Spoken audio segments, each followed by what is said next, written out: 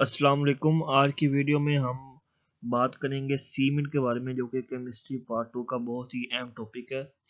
तो सबसे पहले हम बात कर लेते हैं सीमेंट की अर्ली हिस्ट्री। तो अगर हम अर्ली हिस्ट्री के बारे में बात करें तो सीमेंट को सबसे पहले जो इंग्लिश एक मेसन था, जोसेफ एस्पिडिन, उसने सबसे पहले इसको इंट्रोड्यूस करवाया था, जो सीमेंट को एज अ बिल्डिंग मटेरियल। तो उसने क्या फाउंड किया था, उसने क्या जाना था कि जब भी एक स्ट्रॉन्गली हीटेड मिक्सचर, दो चीज़ों का, एक लाइमस्टोन का और एक क्ले, इन दोनों का जब मिक्सचर, जो ये जो स्ट्रॉन्गली हीटेड होता है, बहुत ज़्यादा हीटेड ये मिक्सचर होता है इन दोनों का, इसको जब हम पानी के साथ मिक्स करते हैं और जब इसको पानी के साथ मिक्स करके इसको कुछ देर के लिए ठहरने देते हैं, तो ये स्टोन बन जाता है और स्टोन लाइक मटेरियल बन जाता है, जिसे कहते हैं पोर्टलैंड रॉक। तो ये पोर्टलैंड रॉक एक फेमस बिल्डिंग स्टोन है इंग्लैंड का, तो इस वजह से इसे पोर्टलैंड सीमेंट भी कहते हैं। तो यही है बेसिकली सीमेंट क्या है कि जब स्ट्रॉन्गली हीटेड मिक्सचर हो, एक लाइमस्टोन आपको पता है कि CO3 होता है, इससे हमें कैल्शियम मिलता है, और क्ले से हमें सिलिकॉन डाइऑक्साइड मिलता है, सिलिका मिलता है, Fe2O3 मिलता है, और ये तमाम इन चीज़ों का मिक्सचर है जो लेटर ऑन जाकर सीमेंट की फॉर्मेशन के लिए ज़रूरी है। अब तो जो पोर्टलैंड सीमेंट इंडस्ट्री थी, ये आजकल हम इसे पोर्टलैंड सीमेंट इंडस्ट्री में कहते हैं। ये एक जो कंसेप्ट है, आपको पता है कि सीमेंट नाउ यानी कि लो इन कॉस्ट है, इसके साथ साथ ये हर जगह अप्लाई किया जाता है, और ये हाउसेज की कंस्ट्रक्शन हो, चाहे पब्लिक बिल्डिंग्स की हो, रोड्स की हो, इंडस्ट्रियल प्लांट्स की हो, डैम्स की हो, ब्रिज की हो, और दूसरे अदर स्ट्रक्चर्स, तमाम में सीमेंट को इस्तेमाल किया जाता है। तो अगर हम इसकी डेफिनेशन देखें सीमेंट की, तो basically cement is the material obtained by burning an intimate mixture of calcareous and argillaceous material at significantly high temperature to produce clinker। तो ये क्लिंकर बेसिकली, पहले मैं बता दूं, यही होते हैं जिनको हम बाद में क्रश करके सीमेंट करते हैं। तो सीमेंट एक मटेरियल है, मैंने पहले बता दिया था कि हम क्या करते हैं, स्ट्रॉन्गली हीटेड मिक्सचर होता है किसका, एक कैल्सेरिया, जिसका हमने पहले अभी बात की थी, लाइमस्टोन, यानी कि CaCO3 हमने एक अभी बात की थी। वो वो CaCO3 बेसिकली क्या है, कैल्सेरियस सब चीज़ है, और जो एग्रीलिशियस है, इससे मुराद क्या है, सिलिका, जो अभी जो हमने अभी क्ले की सूरत में, ठीक है। जब इन दोनों को अभी हमने बात की थी, हाई टेम्परेचर पर जब दोनों को हीट करते हैं, इन दोनों के मिक्सचर को, तो सीमेंट बनता है, या क्लिंकर यानी कि सॉलिड फॉर्म में, और सीमेंट उसकी क्रस्ट फॉर्म है। वही उनको जब फाइन पाउडर बनाया जाता है, उसे हम सीमेंट कहते हैं। अब जो अभी मैंने बात की कि ये जो इसेंशियल कॉन्स्टिट्यूएंट्स हैं, ये जो अहम अज्जा हैं, तो ये लाइम है, यानी कि लाइमस्टोन CaCO3 का, आपको पता है कि जब ये CaCO3, जब ये इसको हम हीट करते हैं, तो आपको पता है कि CaO बनता है और CO2 बनता है। तो ये जो CaO है, ये लाइम है, और ये जो सिलिका एल्यूमिना, ये बनते हैं क्ले से। तो ये बेसिकली ये इसके एसेंशियल कंस्टिट्यूएंट है। एक हमें क्या चाहिए, ये चाहिए, लाइम चाहिए, जो कि कहाँ से आता है, लाइमस्टोन से, और ये जो सिलिका है, एल्यूमिना है, ये आता है क्ले से, जो कि एग्रीलिशियस मटेरियल है। तो नेक्स्ट इसके अगर हम एवरेज कंपोजिशन देखें कि जो पोर्टलैंड सीमेंट की है, उसमें सबसे ज़्यादा जो चीज़ होती है वो होता है लाइम, 62%। उसके बाद जो सिलिका है वो 22% है। इसके बाद एल्यूमिना है वो 7.5%। इसके साथ साथ मैग्नीशिया है वो 2.5% है। आयरन ऑक्साइड है 2.5% है, और इसके साथ साथ सल्फर ट्राईऑक्साइड है वो 1.5% है। सोडियम ऑक्साइड है वो 1% है, और पोटाशियम ऑक्साइड है वो भी 1%। यानी ये तमाम जो क्या है, कंपोजिशन है पोर्टलैंड सीमेंट की। और सबसे ज़्यादा लाइम है। लाइम कहाँ से आता है, लाइम स्टोन से आता है, और लाइम स्टोन क्या है, एक कैल्सीरियस मिक्स मटीरियल है। नेक्स्ट अगर हम बात करें रॉ मटेरियल्स की, तो रॉ मटेरियल्स बेसिकली सीमेंट बनाने के दो ही हैं, एक कैल्सीरियस मटेरियल यानी कि जहाँ से हमें कैल्शियम मिलेगा, कैल्शियम ऑक्साइड या लाइम की सूरत में, तो वो लाइमस्टोन है, या मार्बल हो सकता है, या चाक्स हो सकते हैं, या मेराइन शेल हो सकते हैं। ये सोर्स हो सकते हैं CaO के। और या जो दूसरे मटेरियल हैं, क्या हो सकते हैं एग्रीलिशियस मटेरियल, जिनसे हमें सिलिकॉन डाइऑक्साइड मिलेगी या आयरन डाइऑक्साइड मिलेगी। वो क्ले हो सकता है, शेल हो सकता है, स्लेट, ब्लास्ट फर्नेस, स्लैग। तो ये क्या करते हैं, ये एस्टिक कंपोनेंट जैसे कि एल्यूमिनेट या सिलिकेट ये प्रोवाइड करते हैं, जो हमने पहले बात कर ली। तो दूसरे भी रॉ मटेरियल होते हैं, इनको भी हम बाद में पढ़ेंगे। दूसरा जो थर्ड रॉ मटेरियल है वो है जिप्सम। इसको जब क्रश करेंगे क्लिंकर को, तो क्लिंकर के साथ जिप्सम को मिक्स करके 5% इसके साथ मिक्स करके फिर दोनों को क्रश करेंगे इकट्ठा जिप्सम। अब अगर हम इसका मैन्युफैक्चरिंग प्रोसेस देख लें सीमेंट का, तो मैन्युफैक्चरिंग प्रोसेस में क्या चीज़ इन्वॉल्व है, ठीक है। तो मैन्युफैक्चरिंग प्रोसेस में अगर हम देखें तो इसमें ये एक तो ड्राई प्रोसेस होता है, एक होता है वेट प्रोसेस। तो इसकी जो चॉइस है कि ड्राई प्रोसेस हो या वेट प्रोसेस हो, वो डिपेंड करता है कि physical condition of raw materials, local climatic conditions of the factory and price of fuel. यानी फिजिकल कंडीशंस से मुराद है कि किसी भी इलाके में धूप ज़्यादा है, टेम्परेचर ज़्यादा है, या कि नमी ज़्यादा है, बारिश ज़्यादा है, या तो ये फिजिकल जो कंडीशन है वो मैटर करती है। इसके साथ साथ local climatic condition of the factory, इसके साथ साथ प्राइस ऑफ फ्यूल। तो पाकिस्तान में जो मोस्टली यूज़ किया जाता है प्रोसेस सीमेंट बनाने के लिए, वो वेट प्रोसेस है। तो ड्राई प्रोसेस क्यों नहीं इस्तेमाल किया, क्योंकि उसमें बहुत ज़्यादा हमें फाइन ग्राइंडिंग करनी पड़ती है और ये हार्ड मटेरियल के लिए सूट करता है। और लेकिन जो वेट प्रोसेस है वो डस्ट से फ्री होता है, ग्राइंडिंग इजी है इसमें, और सीमेंट की जो कंपोजिशन है वो इजीली उसको कंट्रोल किया जा सकता है। यानी कि इन वजूहत की बिना पर हम जो पाकिस्तान में जो इजीली यूज और मोस्टली यूज किया जाता है वो वेट प्रोसेस है, ठीक है। तो नेक्स्ट हम इसके बारे में बात कर लेते हैं, वेट प्रोसेस के बारे में।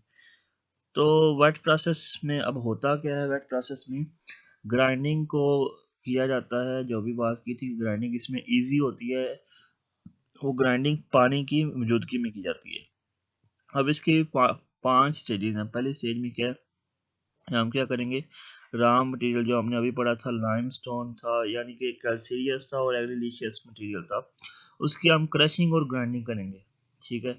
उसके बाद हम करेंगे उनको mixing of material in correct proportion, यानी कि जो मटेरियल है, एक तो कैल्सीरियस मटेरियल होगा, एक होगा एग्रीलिशियस मटेरियल, उनको हम मिक्स जब करेंगे ग्राइंडिंग के बाद, तो हम उसको एक करेक्ट प्रोपोर्शन होगी।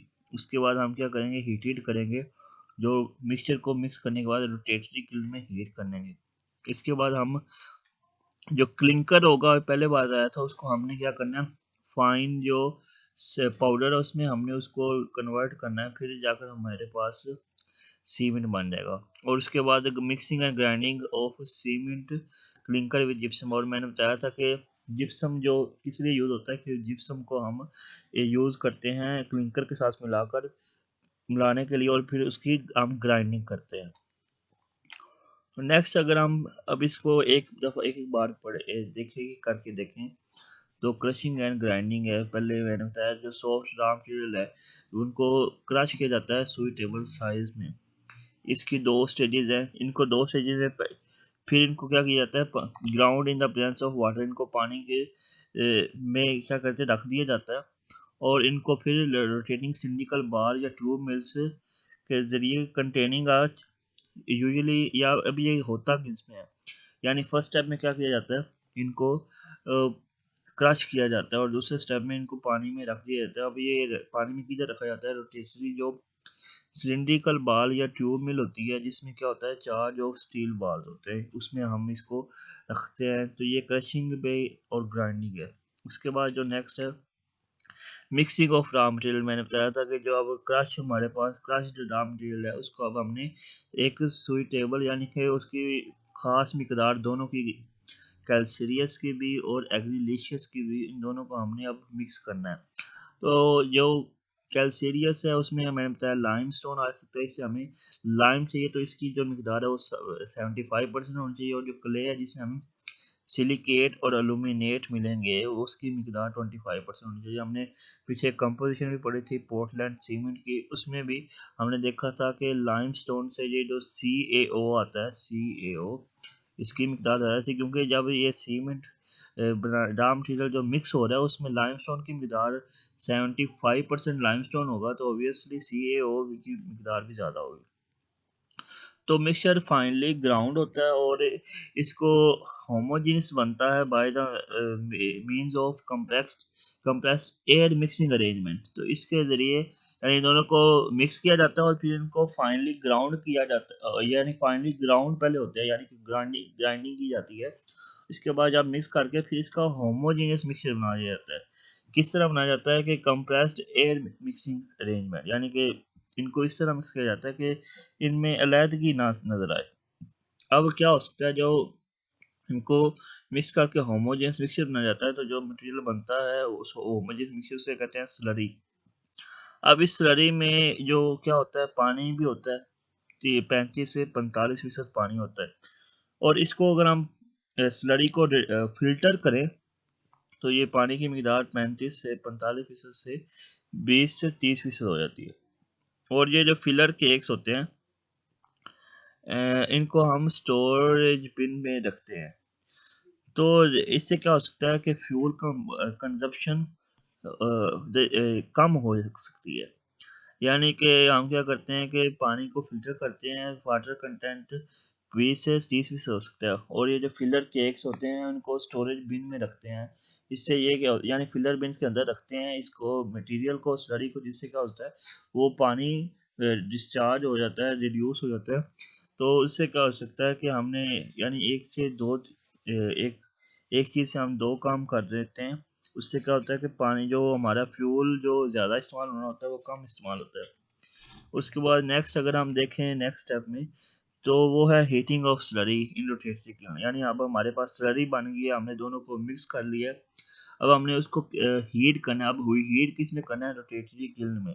रोटेटरी किल्न की अगर बात करें वो एक लॉन्ग लेट्स से कह लेते हैं वो सिलेंडर फॉर्म में होती है। वो उसका जो लेंथ होती है वो 300 से 500 फुट होती है, 500 फीट।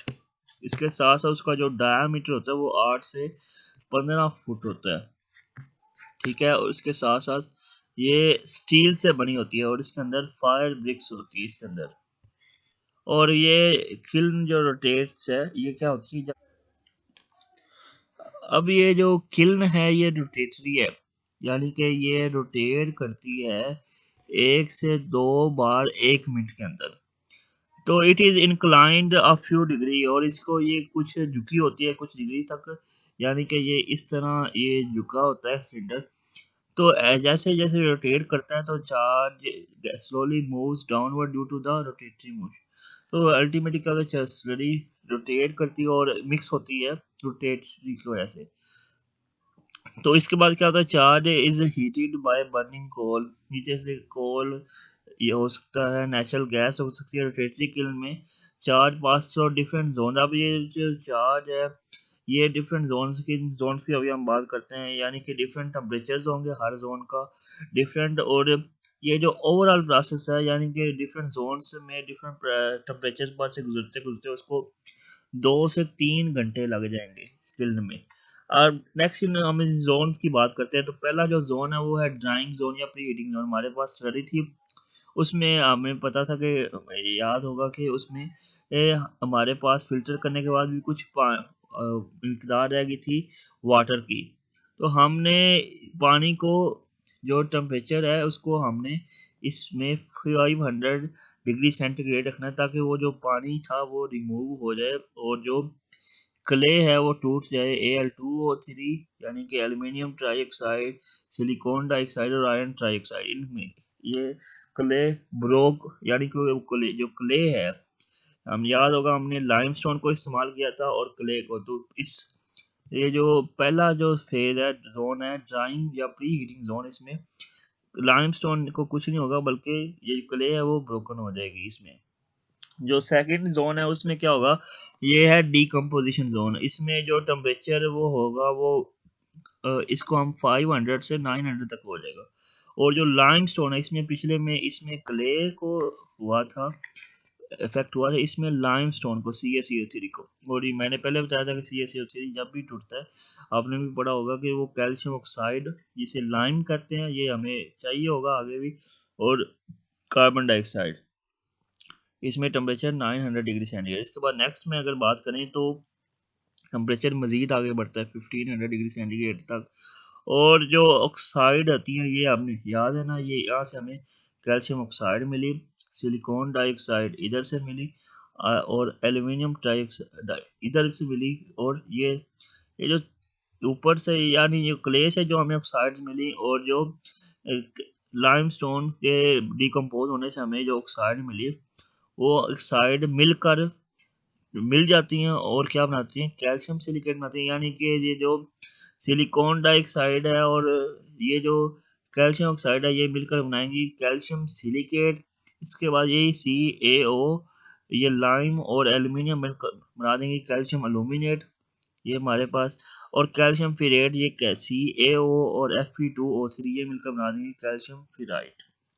तो ये था तीसरा फेज। अगर हम चौथे फेज की बात करें, चौथे फेज में टेम्परेचर लो हो जाता है, यानी कि कूलिंग होती है। यानी कि इसमें क्या होता है कि जो this is the last stage in the किल, यानी कि यहाँ पर जो चार्ज होता है वो कूल होता है, यानी 1500 डिग्री सेंटीग्रेड से भी कम होकर 150 टू 200 डिग्री सेंटीग्रेड तक हो जाता है।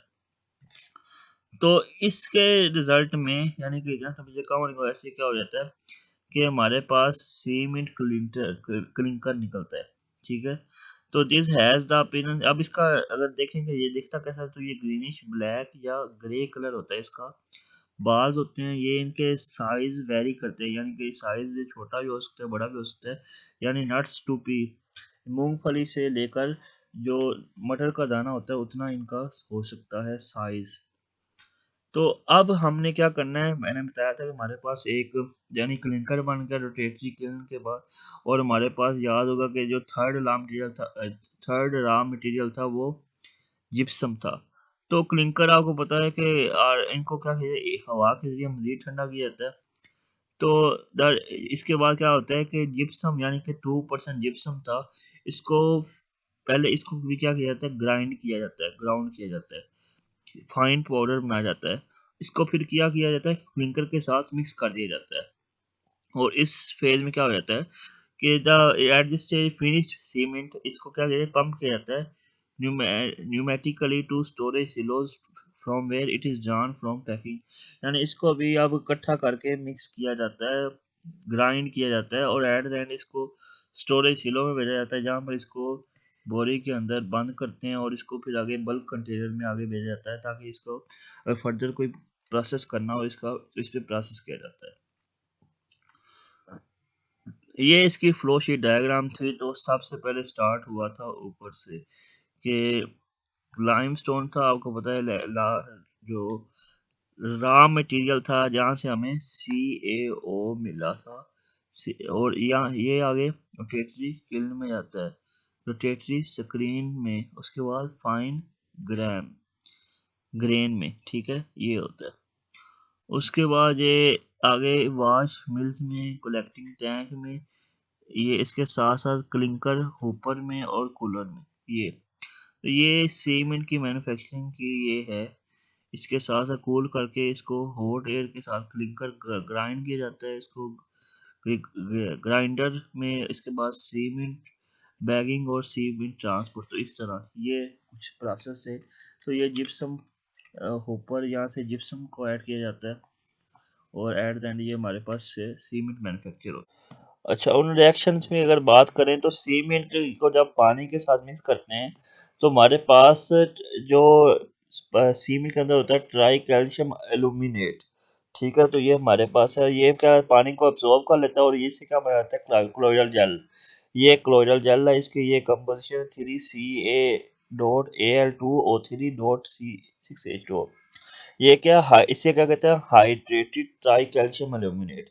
अब ये वाला जो जेल है ये क्रिस्टलाइजिंग होना शुरू हो जाता है और ये क्या करता है, जिप्सम के साथ रिएक्ट करता है, CaSO4 टू H2O, ये बनता है, ये जिप्सम यानी ये जिप्सम का फार्मूला है।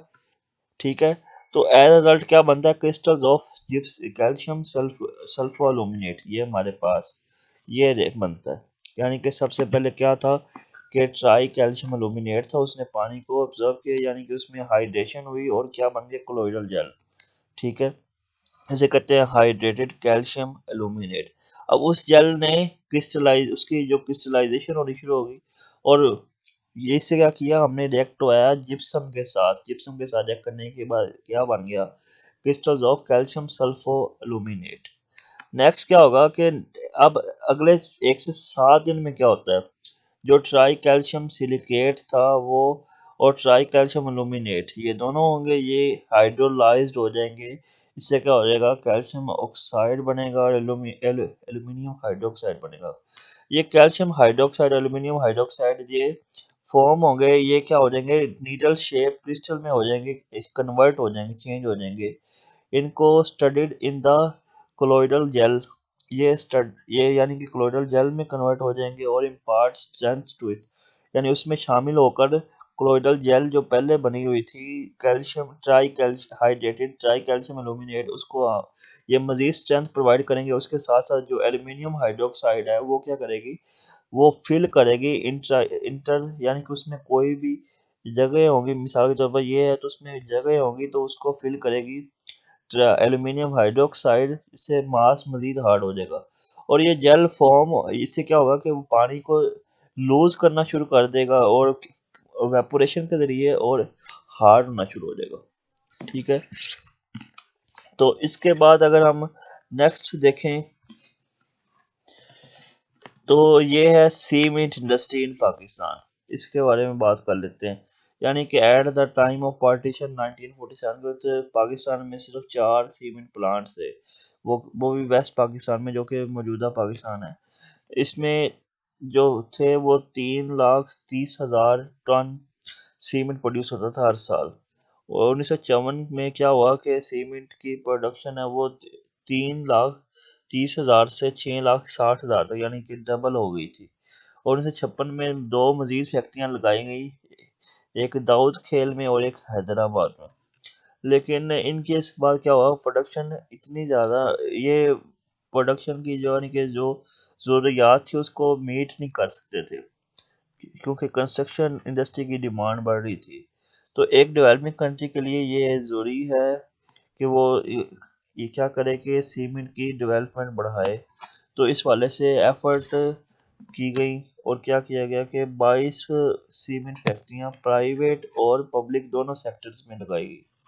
ठीक है, तो इससे क्या हुआ कि पानी यानी कि बहुत ड्राई मेथड से भी और वेट मेथड से भी ये क्या किया गया, सीमेंट बनाया गया। टोटल पॉपुलेशन प्रोडक्शन क्या होगी, 22 सीमेंट जो बनती है 22 सीमेंट प्लांट्स की, वो इतनी बनती है। ये बहुत पुरानी वैल्यू है, नई वैल्यू अगर देखेंगे वो इससे बहुत ज़्यादा होगी।